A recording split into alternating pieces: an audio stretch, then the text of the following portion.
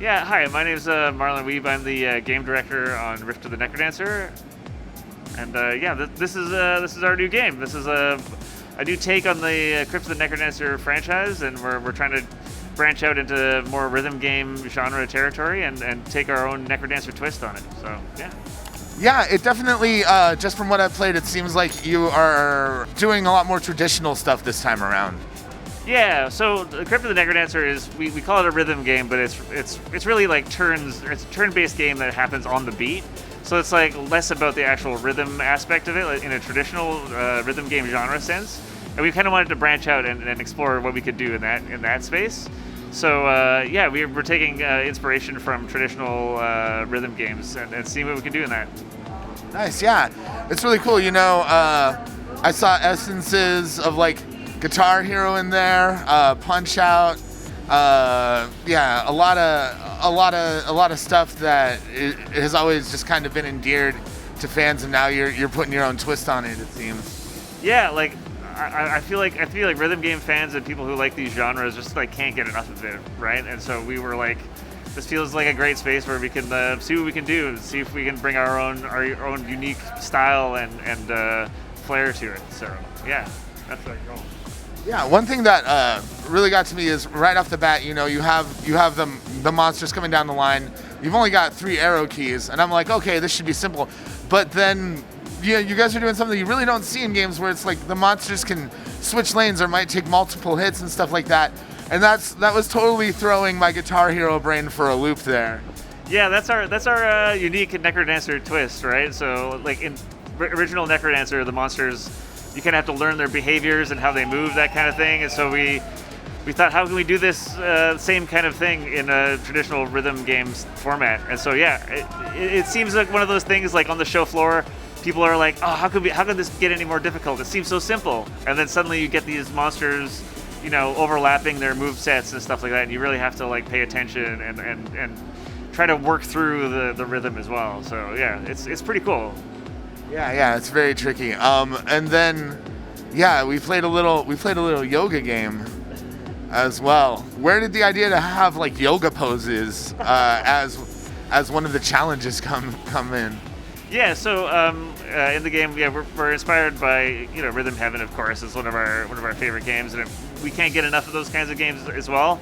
So when we were trying to figure out how we can bring our own twist to this, we were bringing in characters from the original Necrodancer.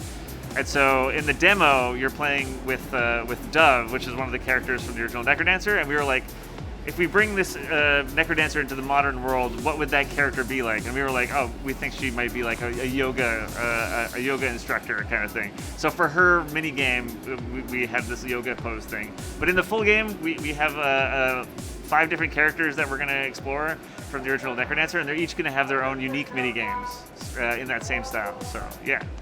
Nice. Very cool. And then, of course, there's also the boss fights, which are like, I guess it's fair to call it an homage to the Punch-Out series. Is that safe? Yeah, absolutely. Yeah, Punch-Out is a favorite of ours as well, and I don't think anybody's tried to do a rhythm Punch-Out yet, and so we thought, well, let's take a swing at it. So, yeah, we're really inspired by that too, and we're also exploring like different characters, new bosses and stuff like that that we can bring into the Necrodancer universe. So yeah, it's cool. Yeah, no, in particular, I found that like quite awesome because I feel like that's a game where people have wanted more of something like that, but we really haven't seen it since like Super Punch-Out, or I guess they made like one on the Wii that was kind of there too. But yeah, it's still been a long time. Yeah, it has been, and yeah, again, I think I feel like people are just excited to have more of that genre and see a little twist on it. So that's what we're trying to bring to it. So yeah. Nice. So I'm curious, like, how did the idea for doing a more traditional rhythm game come about? You know, Crypt and the Necrodancer was a big hit, and you've done tons of expansive content for it as well. Were you just thinking that doing a straight sequel that wouldn't really be the direction you wanted to go? Yeah, so I mean, Crypt of the Necrodancer is basically the game that has gotten us, the company, to where we are now. Like, we've been via Crypt of the Necrodancer, we've been able to make other games like Phantom Brigade and Industries of Titan, that kind of thing. But we've always loved the Necrodancer community, and we've loved that game so much that we wanted to figure out a really good way of like bringing that game back and bringing something new to the Necrodancer universe. So we've been trying all kinds of different stuff. We were debating other kinds of games to bring to it, and this one we were prototyping for a bit, and it just started to feel really good, and we were like, yeah, let's go for it. It's feeling good, people are enjoying this, and now bringing it to PAX, we really see on the show floor that people are really responding very well to it. So yeah, it's been good. Yeah, there's just something about rhythm games, like when you find a new one, they seem to just really endear themselves to their audience, like almost immediately.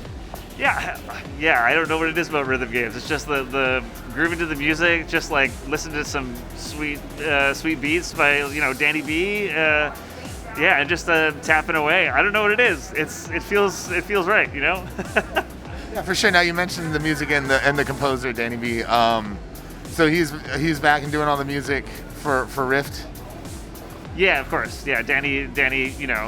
He's half the reason why Necrodancer is the way it is. Like his music is very iconic. So he's definitely back. But like the other games before too, like we'll have some surprises as well that we'll announce. But we'll keep you posted on that stuff. So nice, very cool. All right, not ready to talk about it now. No exclusive for Shacknews. No, not quite yet. Were you guys thinking about doing a direct sequel to Crypt of the Necrodancer at any point? So the way that we approach the sequels at the company in general is that we want to make sure that the sequels are unique enough. The ideas for the sequels are unique enough to warrant a sequel. So this is one reason why we've been doing a lot of DLCs for the base game, and that we've done Synchrony, which is like our new multiplayer mode for Crypt of the Necrodancer, is because that game still sells very well, and so if we update it with the DLC, that's doing the same thing, right? So we'll announce when the time comes. Like we're obviously not just saying that that's never going to happen, but yeah, we want to make sure that it's the right fit sort of thing. For sure, you gotta wait for the timing to be right. Yeah, exactly. So yeah, that's why we have Rift of the Necrodancer, which is kind of like a offshoot or a sidequel sort of thing to the Crypt of the Necrodancer. Yeah, so the idea is the entire game is going to be playable just like the original Necrodancer, with the like 4 keys, arrow keys kind of thing. And the idea is that as long as you can map it to the arrow keys, if you can hook up a DDR pad to your computer and map those to the arrow keys, like everything should work. Like if you wanted to use any other kind of rhythm game peripheral that can map to the arrow keys, like that should work as long as you can map it to the arrow keys. Can I get my DJ Hero controller in there? If you could do that, that'd be awesome. And please take video and send it to me, because I'd love to see it. All right. I let me see if I can even hunt down my DJ Hero controller, and I'll give it a shot. Yeah, that sounds awesome. I'm excited to see what people can do with it, for sure. Yeah. Obviously, you guys have really sort of built your own empire around the Necrodancer franchise. Like, what's it like just seeing it grow and expand, and sort of taking the franchise out of the original core game and spreading its wings? It's amazing to see. Yeah, like I've been working with Ryan, who's the creator of Crypt of the Necrodancer, for 8 years now, since the very first trailer launched, sort of thing. So yeah, it's really wild to see the community response and how excited everybody is, and yeah, we just love them a lot, and it's really fun to see where they take it to. Like we launched this and they were already coming up with their own memes and stuff like that, and it's like they're having fun with it already, even though they can't play it just yet. So it's really exciting to see, and people are hyped about it. So yeah. Yes. And then just what's it like being back at PAX? Getting to interact with fans again and stuff like that. It's amazing. Yeah, it's such a morale boost. You're working hard on something. Just focused on your computer for so long. and you're like, I think this is working. Like I'm pretty sure this is good, but you're never sure. You're always like a little bit questioning yourself. But then you come here and people are like, "No, this is great. This is solid." And it just such a morale boost, and it's gonna be great going back to the team and just being like, we're on the right track. Like just got to keep going. So yeah. That's awesome. Well, the game is looking super fun right now. I love how just like pick up and play everything is. Like, and it was the same way with Crypt of the Necrodancer. You know, it doesn't take a lot of figuring out. You don't need to be rocket science or anything like that. You can just hop right in.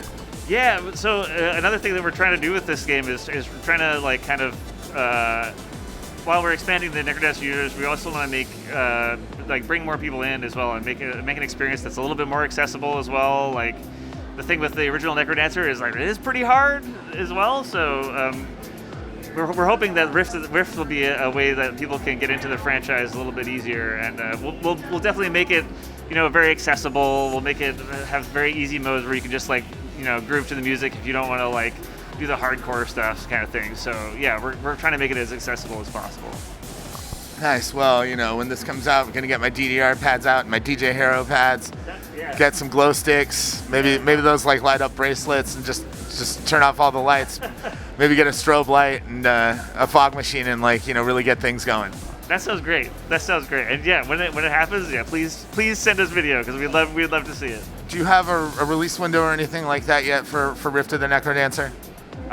We're saying like we don't have anything solid right now. We're gonna announce more stuff hopefully early next year. So yeah, just keep posted on that. Like follow our Twitter, and we'll let you know basically. Yeah. All right. And what is that Twitter? Where are those socials if people want to keep up with everything that you're doing? BYG_Vancouver or at Necrodancer Game as well. Yeah.